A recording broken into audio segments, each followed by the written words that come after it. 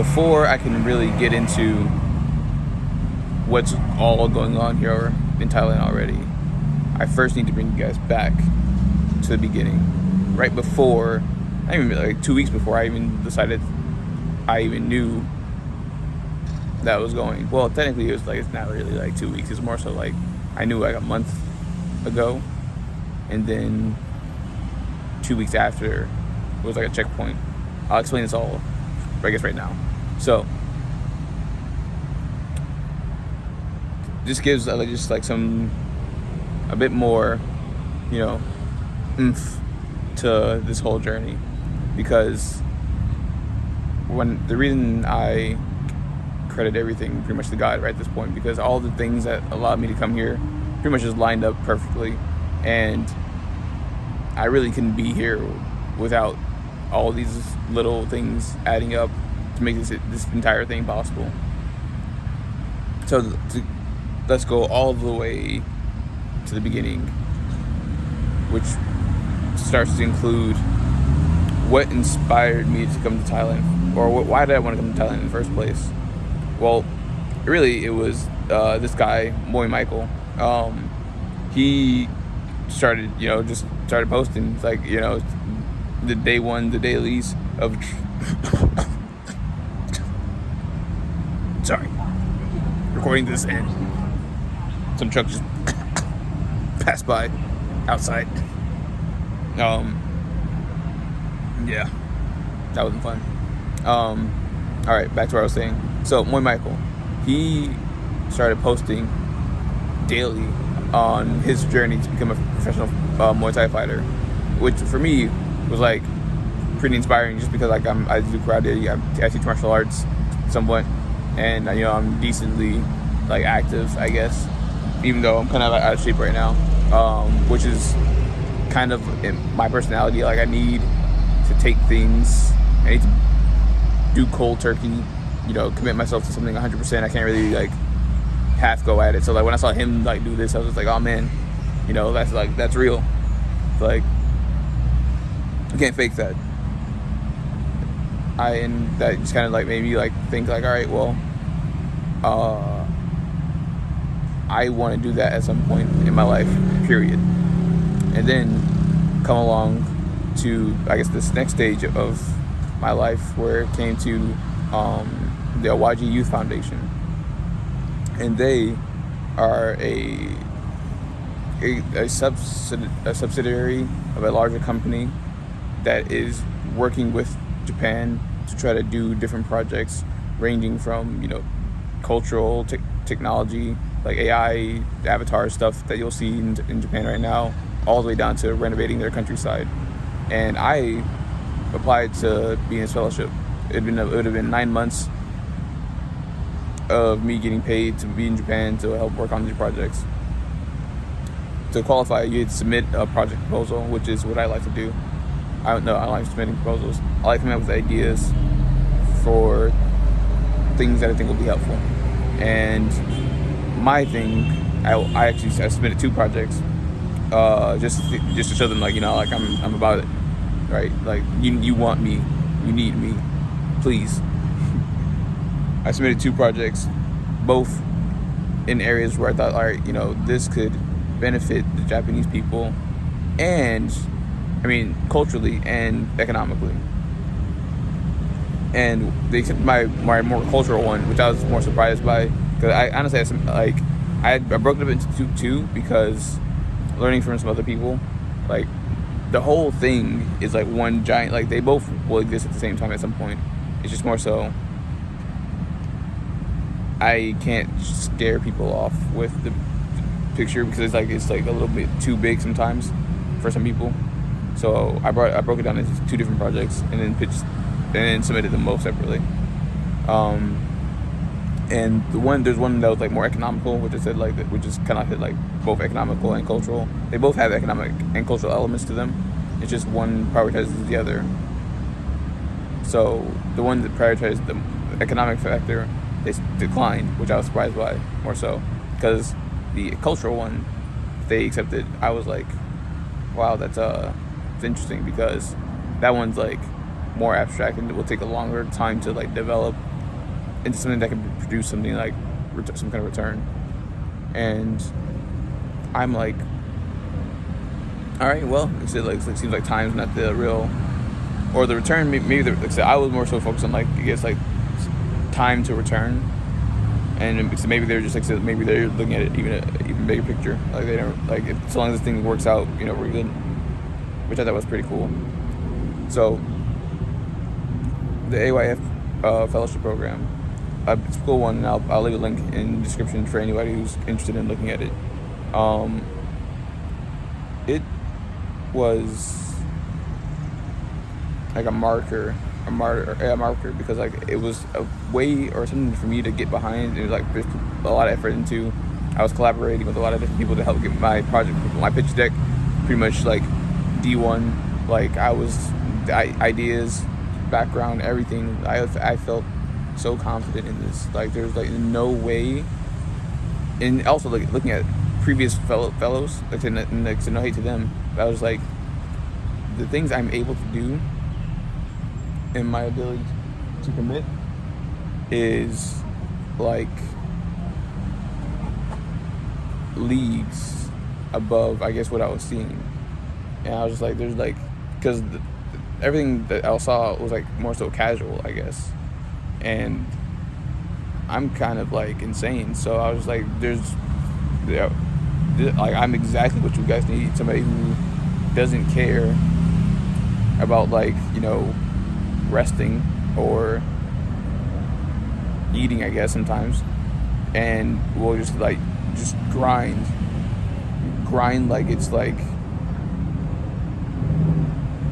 I'm like playing Warframe for the first time in my life, and I want to get like the Rhino frame,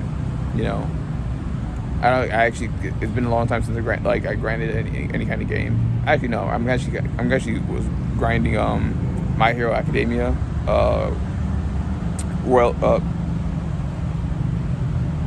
Royal Rumble.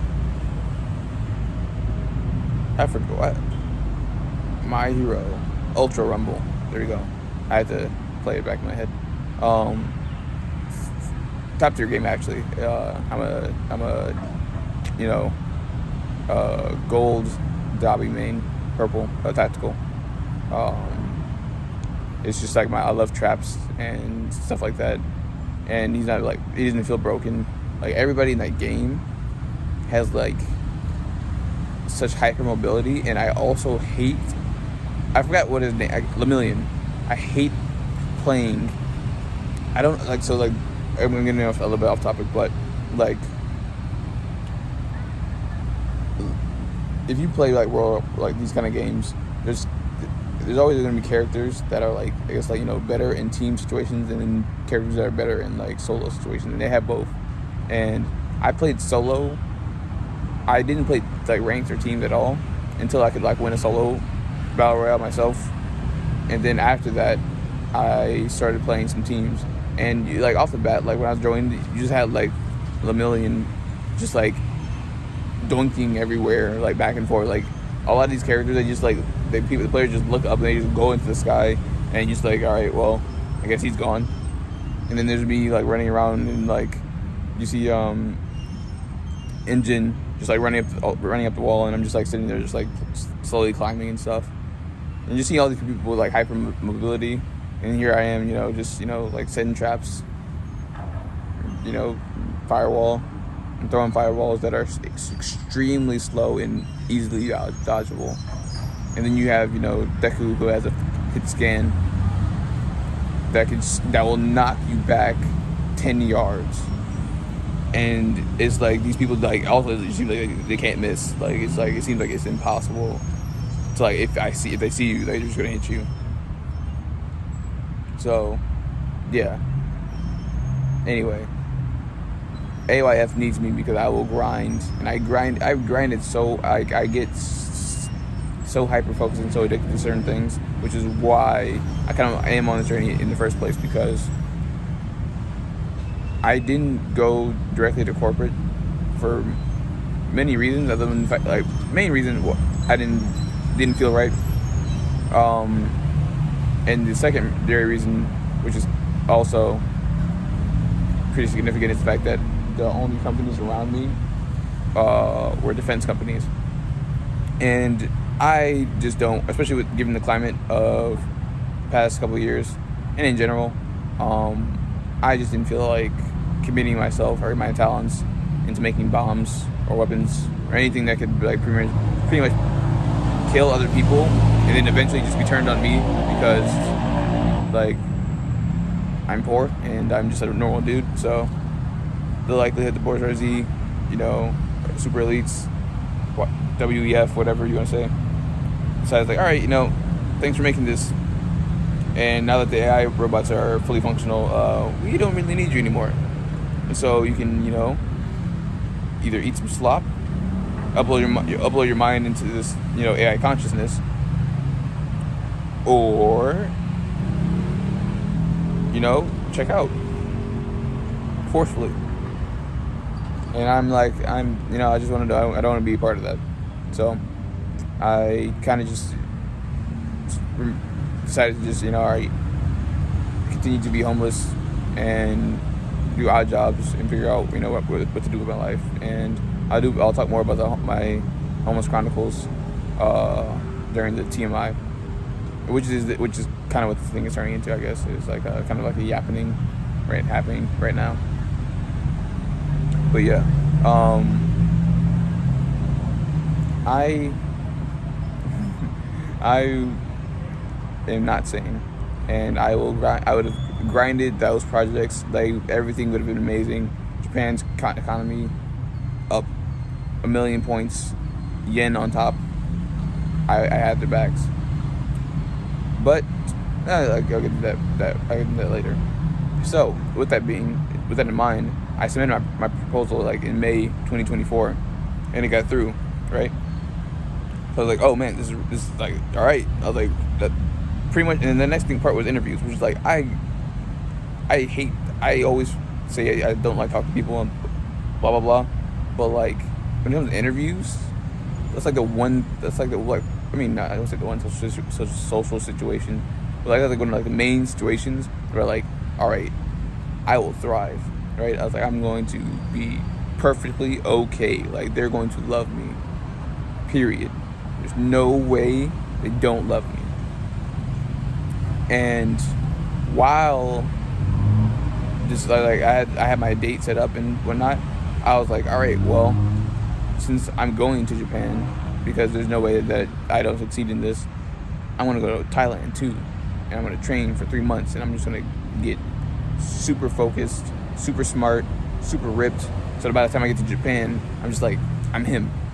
And also, FYI, I wish I had my whiteboard, but I've been using him since 2017, maybe 2018. Kind of in the middle between that. Either way, I right hand to God. I had my dream board, your vision board.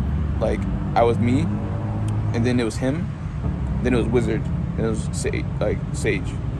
So like I my goal, like I always wanted to become him, and him is like him. It's just like the one that can do anything, and then above that is the one who's just like once I get the wizard status, it's just like it's like the world it is my oyster, and I'm just like forming it.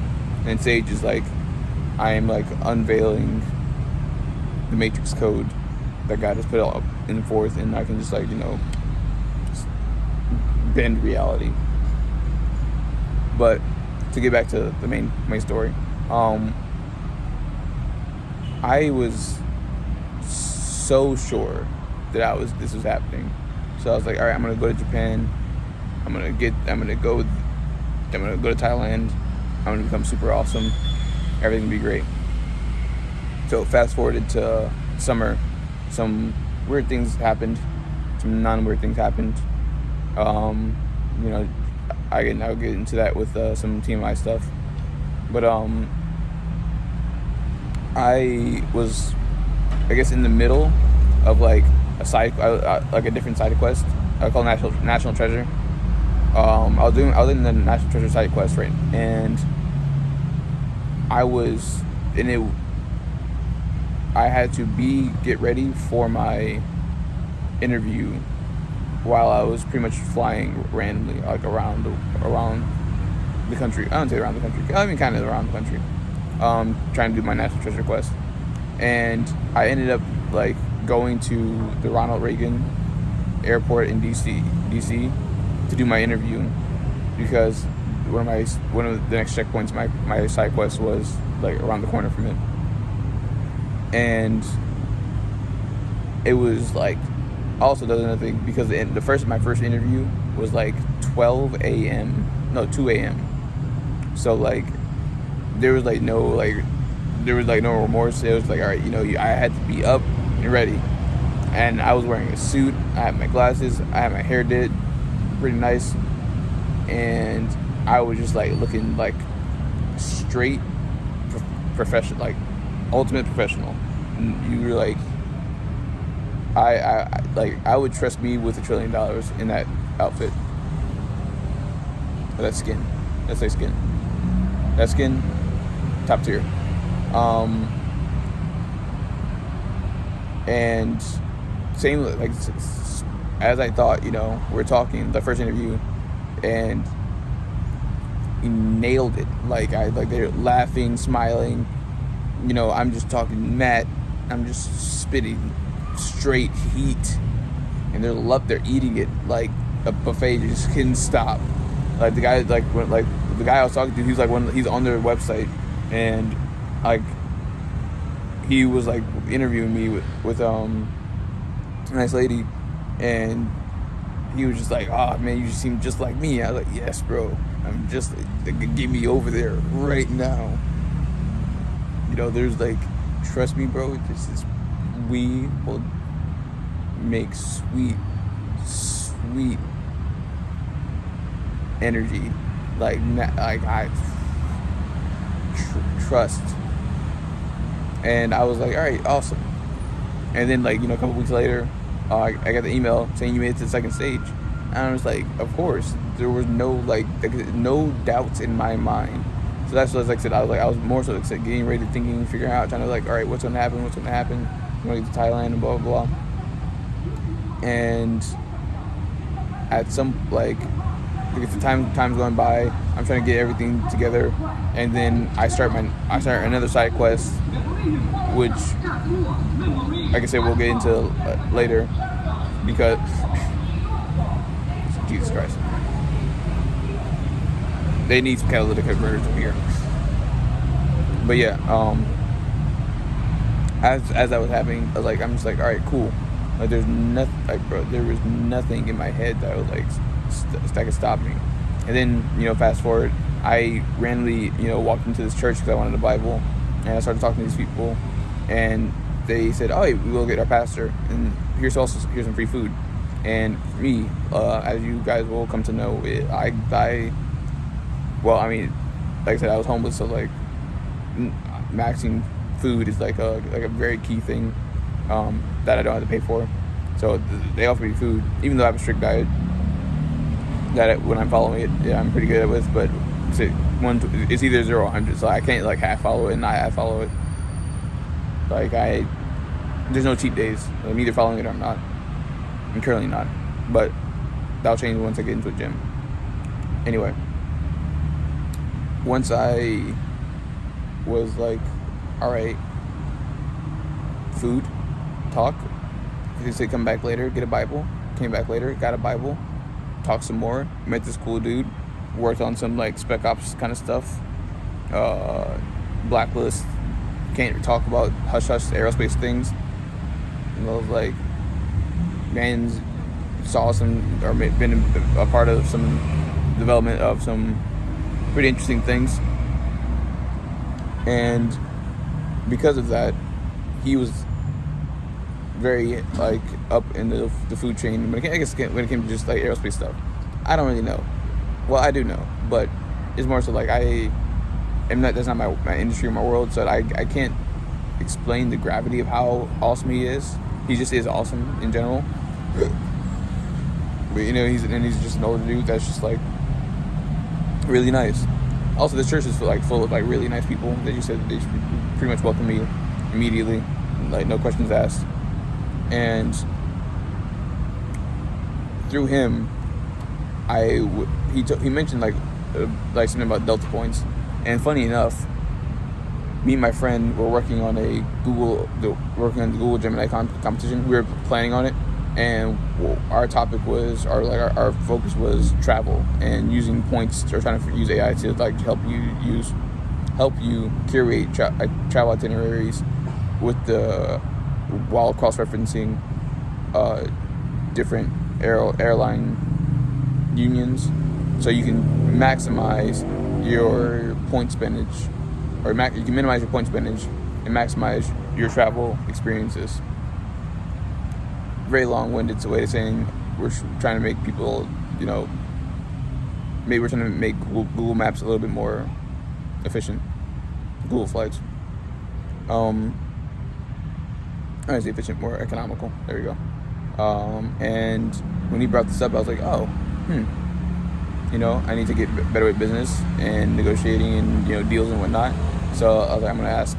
I asked him, like, all right, would you mind if I come up with an idea or like a solution that I could figure out the conversation later, but can I use your points to try to like get my trip over to Thailand? Because during the interview with AYF, they told me they wouldn't pay for my flight, which was kind of disappointing, which also moved my intended plan, because I originally was going to go to Thailand in the summer, and I was going to train during that time period. Then I was going to come back, get whatever things I need to get done, and then go to Japan. But once they told me like, oh yeah, no, we're not paying for your flight, I was like, oh well, the fellowship starts in November, so I should probably move. If I'm not going to pay for 2 flights to Asia. That's just insane. So I'll just push my trip to Thailand to be 3 months ahead of my departure, or my November, which was like September or August, and I'll leave then. And then after that, I will come from Thailand to Japan, which is currently the plan still. But aside from that stuff, what happened was what? No, there's not. What happened was, so along with that stuff, right? He agreed, and I was like, oh, I honestly kind of didn't expect it to happen, right? Because I mean, like I said, I'm very faithful, but certain things are just kind of like so outrageous. I'm like, I guess it's like you temper your heart, where it's like, all right, if this doesn't work out, it's fine. But it worked out, and it's like, oh, all right, cool. Well, that's kind of crazy. And well, like I said, like in like fast forward, well, what was it? I found out once I got this flight, I had already found out that I had not gotten into the fellowship pretty much around the same time. Pretty much around the same time. No, not around the same time. Where was I? No, this was like July. So I guess, yeah, around the same time. I found out like that I didn't make the fellowship, and this is after my second interview. Because the second interview said like same thing happened, where I was like, oh yeah, everything's great, everything's cool, they love me, and then at some point, I guess something happened. They didn't really explain, and I wanted to connect with them so I could get some advice or some info, and they never connected or got back to me about it. But they sent me an email saying like, hey, hope this reaches you well, which is what you do not want to see. Because the first one said like, hope this reaches you, hope you're well, or there's stars and congratulations. No stars, no congratulations. Not a good email. No, I was not looking forward to reading it, but I read it, and they're like, out of the 12,000 something applications, you made it to the top, 50, and unfortunately, we only took the top 25. And seeing that in the moment, it was like, praise God, God's will be done. But then also, I was like, man, I kind of wish I didn't know that, because now I'm just like, I didn't clutch up the 1v1, and some dude or chick did something better, so much so that I got disqualified. And I was just like, man, I just have to beat one person, right? There's 25 spots. I just have to beat one person. In my head, like, that's kind of like, there's somebody who they considered over me, right? Somebody was comparable to me, and they chose them. And I was like, oh man, sucks. But, and the kind of unfortunate part about it was the fact that when I was interviewing with them, I told them kind of straight up, like, hey, even if you guys don't pick me, I'm still going over there, so you might as well just pick me. And that actually kind of like inspired, I don't say inspired, but it kind of like pushed me to do this, because like I'm very much about like not, you got to do what you say. So like after that happened, after I got denied, I was like, well, I can sit here like a bitch and not go, or I can do what I said I was gonna do, and it should pop up there and be like, what's up? And you know, that's kind of how like that's like what pushed me to, or drove me to like ask for those points to try to get to that flight. And I was like, all right, you know, I was like, hey, I'm not going, you know, nothing in my life can really be, you know, be easy, straightforward, or, you know, pampered, I guess. But I can still try, you know. I think that's a bit. And if it doesn't work out, it doesn't work out. But things started to work out, so that's kind of like what also kind of made me like, all right, well, I guess this is happening, because like I said, once I got the flight ticket, I was like, all right, well, I'm going, so I got to kind of figure this stuff out now. And after I got the flight ticket, I said like the magical stuff that was happening, you know, divinity and whatnot. So the Bible study I was going to, decided to go to a event that was hosting one of the dude that J.D. Greer.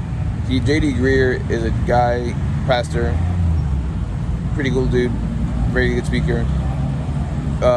He has like Bible study sermons, and I went through Romans with him, and well, we went through Romans with him, and then, you know, now they're doing something else. Anyway, he came to Melbourne, and our group went to go see him, because like, you know, very respected and whatnot. And during the sermon, they were talking about missing trips and stuff, and I was like, you know, I kind of felt inspired, went up there, prayed with them, just because I was like, you know, while I'm here, I think I will try to like express, even online, like just how significant God is for me, just because there is nothing of my own doing, realistically speaking. So I've been given so much grace and opportunity that I couldn't really justifiably say I am amazing and I did this is definitely what I deserve. Because realistically speaking, I said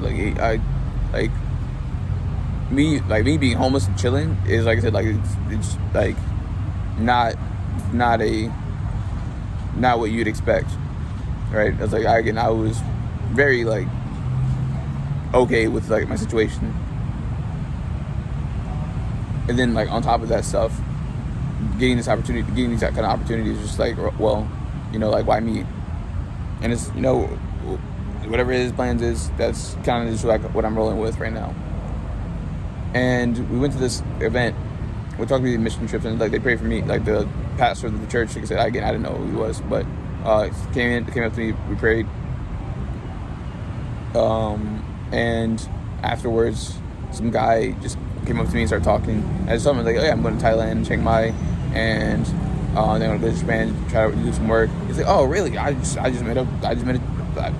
have a friend who just came back from Thailand, and he's going to Chiang Mai. And it's like, oh really? Crazy coincidence, right? And it's like, hey, I'm going to go introduce you to her. Thank you. So he introduced me to her, Jennifer. Nice woman. Seems pretty cool.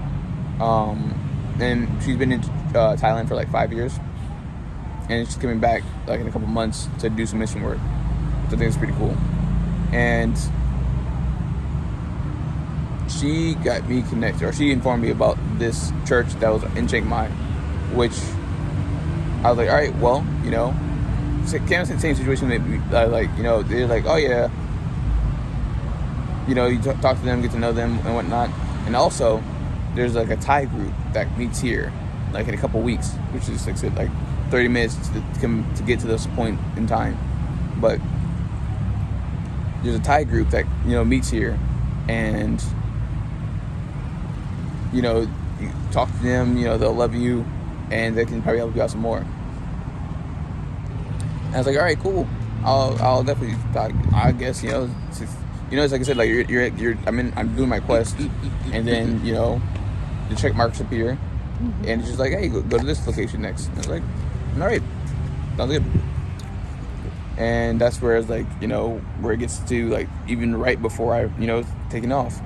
Like I come walk to this church, I go into this room, or I look at scope around because I couldn't enter the door. So I was like, oh man, maybe I got scammed. But then I got into the church, talked to some dude. I asked him like, hey, is the Thai church here? And he's like, oh yeah, they're over here. I was like, you know, and at every step of the way, I'm just like, you know, somebody's gonna say no, and I'm just gonna be able to go home with a conscience and say, you know, I tried at least. But nope, everything very like, oh yeah, it's over here. And it's like, I see. Well, I guess I have to go there. Next thing, I was like, you know, this kind of like goes back to like some more TMI, which this video is long as hell. Whereas like when I first came to Florida Tech, like 2 days or 3 days into it, it was like pouring rain, and like we have like a bridge to get. It's kind of interesting that we had to actually have a bridge. So there's a bridge that connects like the parking garage to like the dorms, and under the bridge is like a river like kind of thing. It's very small. But when it's raining, it's like filled, and all the guys were like jumping off into the river from the bridge, and it kind of like the story kind of like points to the fact that like, you know, when that happened, it's like when your parents, or like historically when parents used to say, oh, if your friends were jumping off a bridge, would you do it? And the answer is apparently yes, I would definitely jump off a bridge if I saw my friends also doing it. And I guess, you know, like to get to that, like I approached the bridge, like everybody's around. I approached the bridge, I got on top of it, I looked down, I was like, I'm finna do this. And I looked back, and then two very small women, or chicks, I guess, I don't know how to say it. Yeah, two small girls. That sounds weird. Yeah, I'm gonna say women. My friends now. But they were both standing there. We're all freshmen. And then one of them says, come on, Nick, don't be a pussy. So at that moment, that was all I needed to hear. We're like, well, I guess I'm in Florida. So like the chance of the alligators being there is like non-zero. And I'm just like, all right, well, there was no thing. There's no thing. After she had said that, I was like, all right, well, flop. And then I got dragged a couple of feet, and then I got out. And you know, like not really she didn't give me the time to do the math, whereas like I actually could have like gotten swept out like pretty far, but I didn't, you know. So, or like many bad things could have happened, but none of them did. And which is like I said, kind of like I said, like what I point of what this was, where it's like I'm coming to all these people, talking to them, thinking like, all right, you know, they're gonna say this or that, or they could, and it'll be all this. And no, they're just like, yeah, keep going, bro. Like it's pretty much like, you know, like checking me, like every time, like, hey, what you're talking like it's a match, so are you about to do it or not? And I'm unfortunately I wasn't raised that way, so I have to keep going. It is what it is. So now like I'm at this nice around these Thai people, and they, you know, they adopt me, they feed me, we have church. It's awesome. I met some really nice people. They have some really funny names. And then they renamed me, which is like from now on, like from while I'm in Thailand, you know, my name is Nong Nick, right? Nong Nick. And at that point, it's just like, you know, it's like kind of like I'm Thai. Oh, like okay, yeah, fuck, I'm Thai now. Easiest thing in the world. So, and then they told me, like, all right, you know, trust that the church will help you take care of you. And then also, by the end of the service, they gave me like $100-something for the trip over there. And I'm just like, thank you. Like I said, it's just like, I have no idea why. Like, there's nothing that was happening that was telling me not to do this outside of a couple things, but those things were not in this like scope of like God's hand, right? So after that happened, I went to my church where you said like where I met Mr. Spec Ops. They had a sending off ceremony for me, and one of the grandees there just absolutely loves me for some reason. They gave me $100 too, like a couple of days after, and they're like, you know, take this, use this for what you need to. And I'm just like, oh man, I just like I cannot keep running into success. It just keeps happening. I just like I have to go now. Like there's no turning back. Like it's not like I can like pretend anymore anymore. I wasn't pretending at all, but it's like there's no like the door closed behind me. It's like, you know, you go into a room like yeah, you're like, are you like the salty like the SpongeBob episode, the salty platoon? It's like, how tough are you? And it's just like you go into you walk in and then you can't walk out. So now you just gotta be like, what's up? Yeah, I was like, you seem so confident. 100%, not a doubt in my mind. And then, but once it came down to like the week of, I was just like, it felt like skydiving. Well, I've never been skydiving, but I imagine this is what, coming up to the door, well, this is how I felt like as I was getting on the plane. I was coming up to the door of skydiving, and I had to jump. And the hollow feeling in my legs and like my body was just like, well, you're getting on this plane. And mind you, I don't have any money. I was like, I have like $1,500. I'm coming to Thailand with $1,500 to train Muay Thai, to prepare myself to go to Japan to become a tycoon. And you know, most people would say that's kind of like, you know, not enough, slightly reckless, poor planned, etc., etc. And those would all actually kind of be true. But I got on my side, and that's kind of just enough. That's enough for me. So, like we said, when things keep happening, it's just like, well, either I'm getting tricked, or this is like the canon. These are the canon events. You know, these are the things that I will become him. So, either way, I was like, it's do or die at this point. And I guess we'll talk. I'll get into that into another video.